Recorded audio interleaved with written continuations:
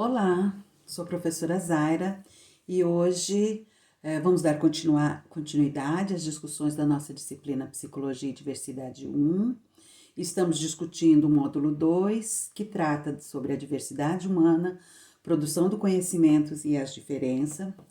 Nesta aula de hoje, temos como objetivo apresentar a categoria de análise gênero e vamos buscar que ao final desta aula vocês possam conceituar o termo gênero enquanto categoria de análise e compreender como esta categoria vai ter implicações nas nossas relações sociais, nos processos que constituem as nossas identidades, a nossa forma de ser, estar, falar, enfim, viver no mundo.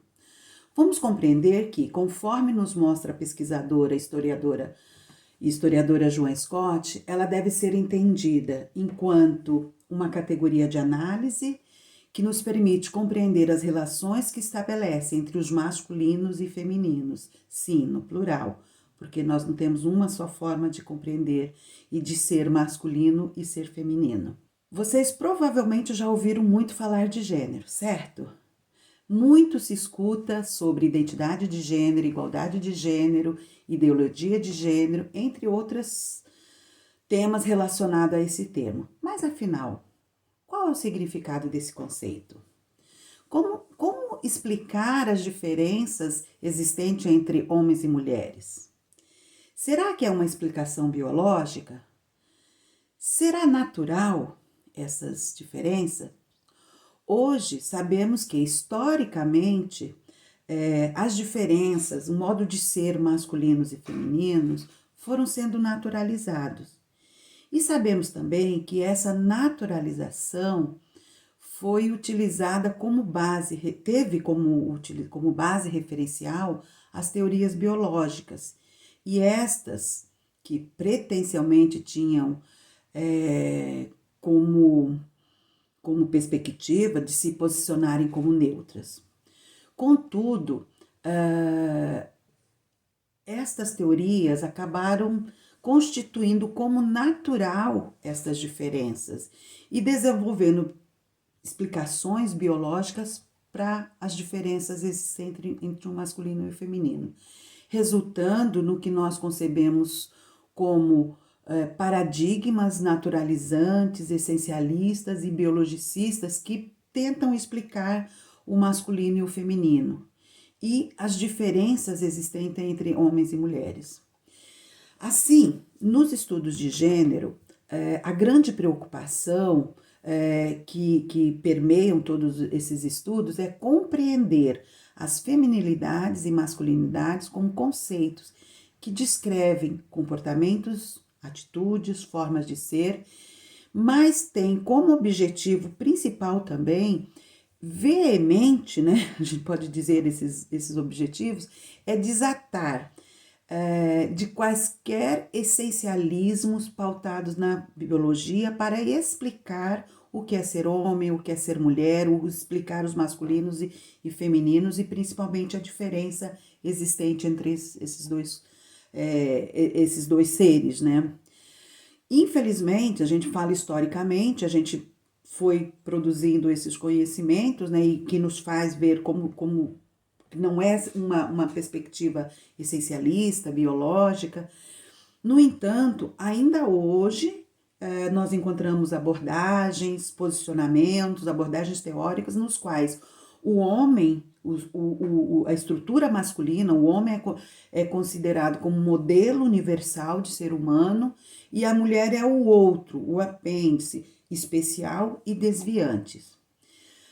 Mas vamos compreender o termo ou categoria de gênero. E para entendermos o que é gênero, cabe uma separação entre a noção de gênero e a noção de sexo. A noção de gênero, a gente vai ver depois detalhadamente, é uma categoria que está diretamente ligada a dois pontos. O movimento feminista, então a gente tem muito a ver com a construção, com todas as reivindicações, as pautas reivindicatórias e a luta do movimento feminista, que percebendo as diferenças entre a forma de ser e os espaços ocupados pelas mulheres na sociedade e em relação aos homens. Então, ele começa essa preocupação de tentar explicar essas diferenças, o porquê dessas diferenças. Então, o movimento feminista é um ponto muito importante na história dos estudos de gênero. E também a produção acadêmica. Então, a gente tem um movimento feminista e a produção acadêmica, principalmente essa produção que buscava discutir, produzir conhecimento sobre a mulher e sobre o feminino. Na década de 1970, um conjunto de demandas e debates sobre a mulher e a sua posição na sociedade deu início ao que nós chamamos no movimento de a grande segunda onda do movimento feminista. Então, as reivindicações do movimento feminista era dar visibilidade ao feminino. O movimento feminino, ele vai fazer a crítica sistemática, né, ao essencialismo, ao viés androcêntrico, né, centrado no masculino das ciências sociais. Então, quem era escrito sobre os homens e quem escrevia, quem estudava, quem debatia, eram os homens, né? E concentrou-se inicialmente essa crítica ao essencialismo que o feminismo faz em denunciar essa invisibilidade das mulheres, o seu apagamento e desqualificação de temas diretamente relacionados à experiência feminina, tais como o trabalho doméstico. Esse trabalho doméstico sob a perspectiva do feminismo, ele decorre de uma divisão sexual do trabalho e da hierarquização de poder, né, entre os trabalhos e os papéis, as atribuições do masculino e feminino. Então, o espaço doméstico, o trabalho doméstico, nessa divisão social do trabalho, voltada para essas diferenças entre o masculino e o feminino, cabe ao feminino. E também sobre a violência conjugal. Esta violência decorrente também de uma relação de poder entre o masculino e o feminino. Então, na década de 70, a gente tem os estudos sobre a violência sobre a mulher e a denúncia do movimento feminista, do movimento de mulheres. Em outra aula, nós vamos tratar detalhadamente e sistematicamente da violência contra a mulher, mas essa relação de poder implica nessa violência.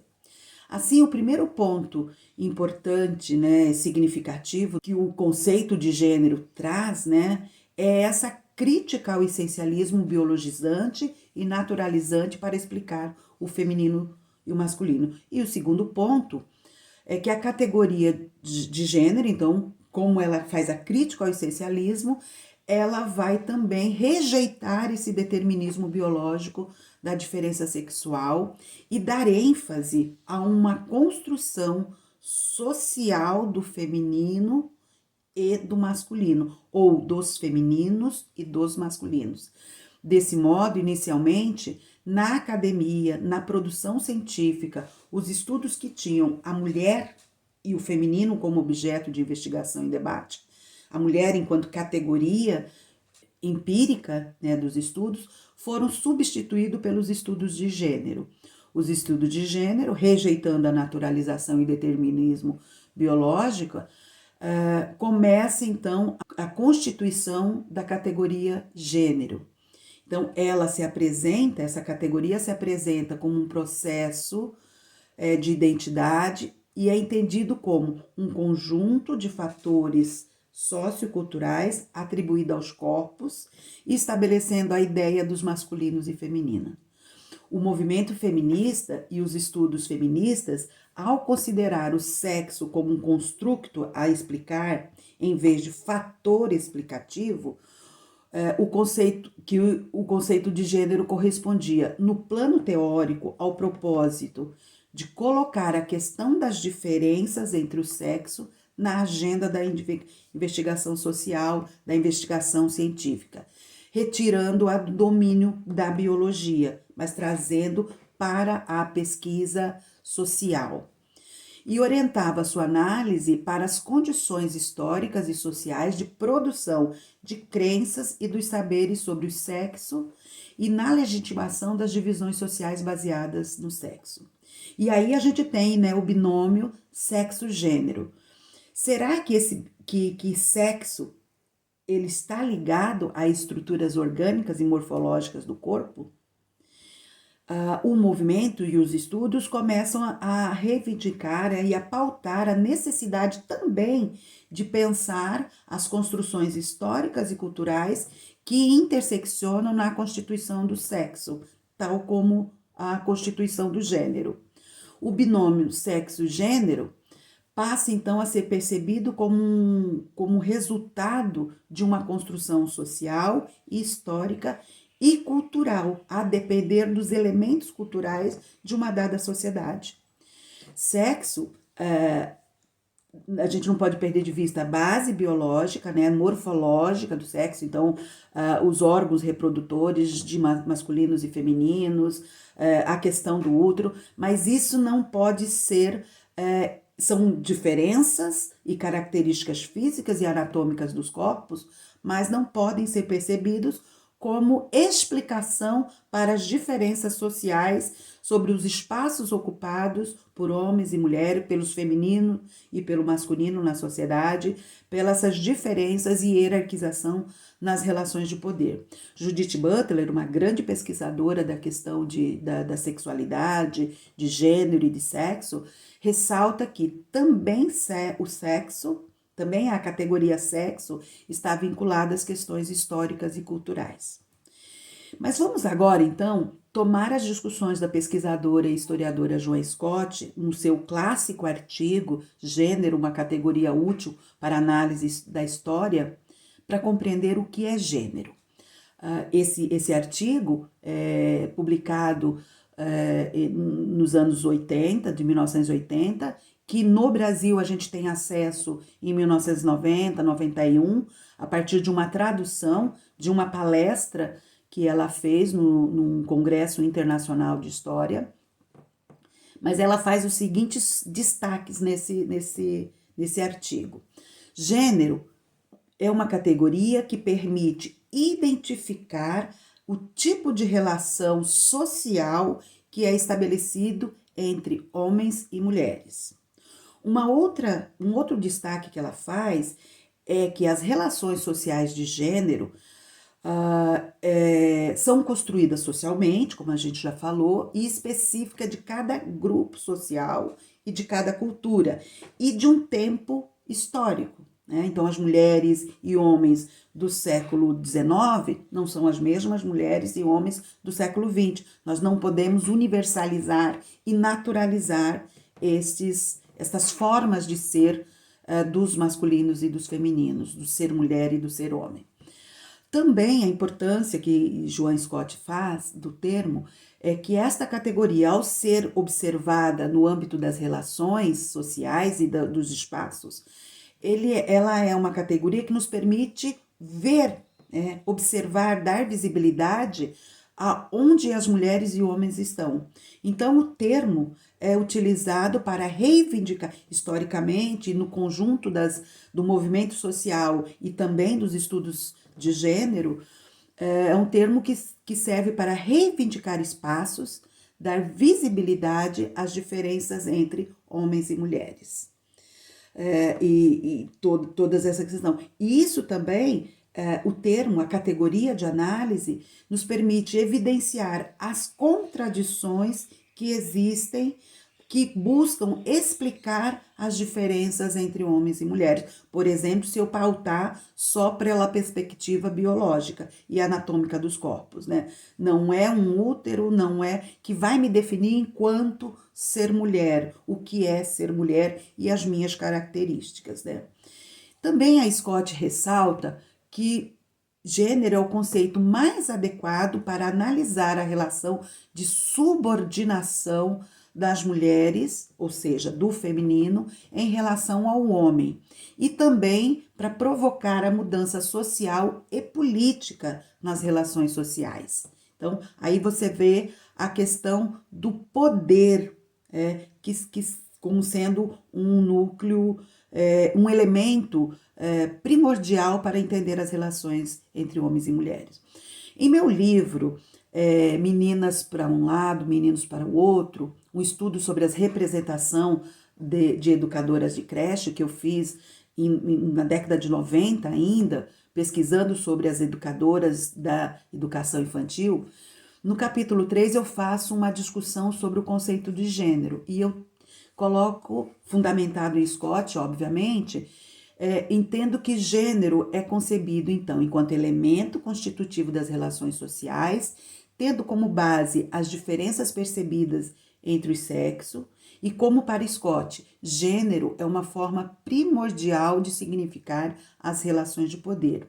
O núcleo central dessa definição de gênero baseia-se nessa conexão entre essas duas percepções, as diferenças entre os sexos e o poder como forma primordial de significar as relações de poder.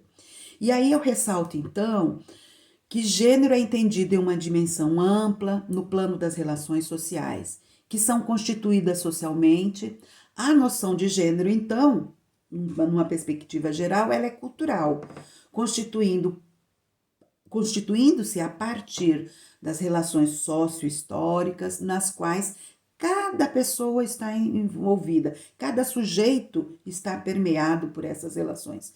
E Scott, né, nesse artigo, ela fala que a mudança na organização das relações sociais estão sempre diretamente relacionadas às mudanças nas relações de poder, porém a direção da mudança não segue necessariamente um único ponto, um único sentido. Então ela permeia, então o poder ele deve permear as relações e não deve ser de posse de um sobre o outro. Aí a gente tem um primeiro aspecto que é a violência, que é esta relação de poder, onde eu impeço o outro de exercer o seu poder, o gerenciamento da sua vida. E eu dou esse processo de gerenciamento ao outro. Na nossa sociedade, ainda encontramos esse gerenciamento sob o ponto de vista do masculino. E aí a gente tem o que nós chamamos de dominação, e isto é violência. Então, as relações de gênero, elas são um tipo especial e particular das relações sociais, que englobam as relações que ocorrem no âmbito geral entre os gêneros masculinos e femininos, e apresenta-se como um tipo especial de relação social, uma vez que fato característico de inúmeras gerações, nos mais diversos tipos de sociedades, regime, política e cultura ao longo da história da humanidade, ocorre a subordinação do gênero feminino e o do masculino. Então, isso não é agora, isso é um processo que vem ocorrendo ao longo de gerações e gerações e gerações, e ainda não ocorreu mudança. Por mais espaços que nós tenhamos conquistado, por mais diminuição, não sei se podemos dizer assim, dessa hierarquização, ainda ocorre essa subordinação. Tem uma outra feminista, pesquisadora, Wieser, ela aponta que nos diferentes tipos de sociedade se dão relações entre classes diversas, como a dos trabalhadores, dos pequenos proprietários, dos burgueses no capitalismo, mas sempre ocorrendo a subordinação de uma classe sobre a outra. Já nas relações sociais de gênero, Wieser nos aponta, ocorre sempre a subordinação do gênero feminino e ao masculino. Qualquer que seja a classe considerada, isto é, tanto no seio da classe dominada dos trabalhadores, quanto no seio da classe dominante dos burgueses, vai ocorrer essa subordinação entre masculinos e femininos. Wieser vai ainda ressaltar que a análise da subordinação da mulher em relação ao homem coloca em evidência como as relações entre homens e mulheres se produzem e se reproduzem envolvidas em um processo social como um todo. A forma como essas relações se produzem e reproduzem em detrimento da mulher revela como as relações de subordinação de gênero estão vinculadas a outros problemas ligados à questão feminina, como, por exemplo, a exploração econômica. Mulheres ainda hoje em funções semelhantes, em papéis, em trabalhos semelhantes, recebem menos que os homens. Então, para que a gente possa entender como se dá essa constituição de gênero e as implicações na formação dos processos identitários, conforme a Joan Scott, nós temos 4 elementos que compõem a noção de gênero.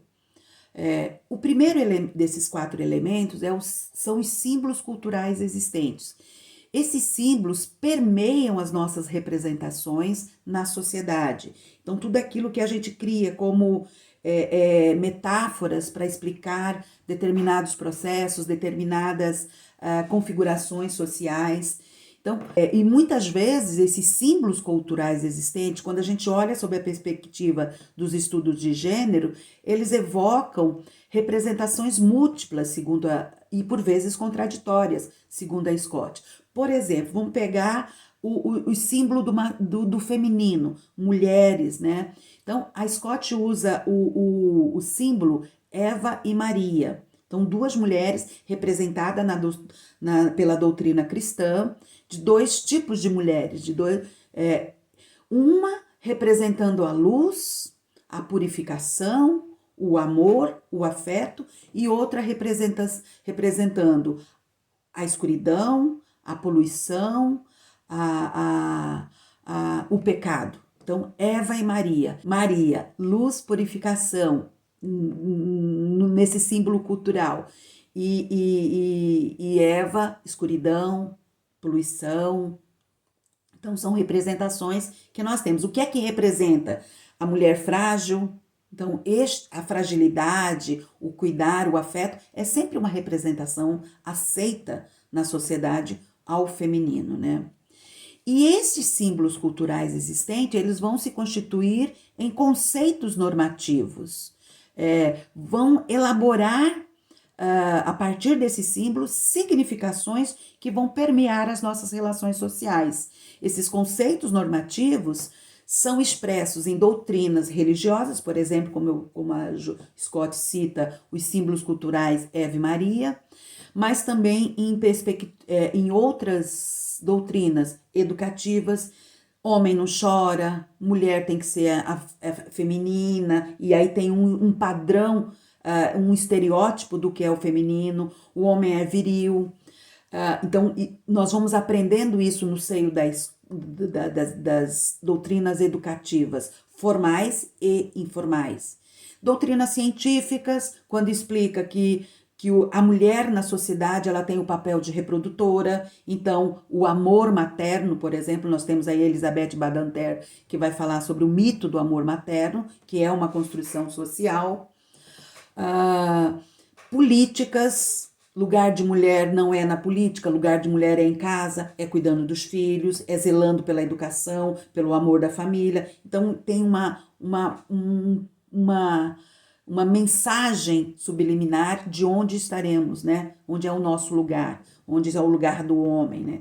Então, são doutrinas que visam impor limites, colocam em evidências interpretações do sentido dos símbolos que tentam limitar e conter as possibilidades metafóricas do ser masculino e feminino. Então, os conceitos normativos é o segundo elemento. O terceiro elemento são as organizações e instituições sociais, a política, não a política partidária, mas a política que regem os nossos comportamentos, a nossa forma de ser e estar e o lugar onde nós devemos estar.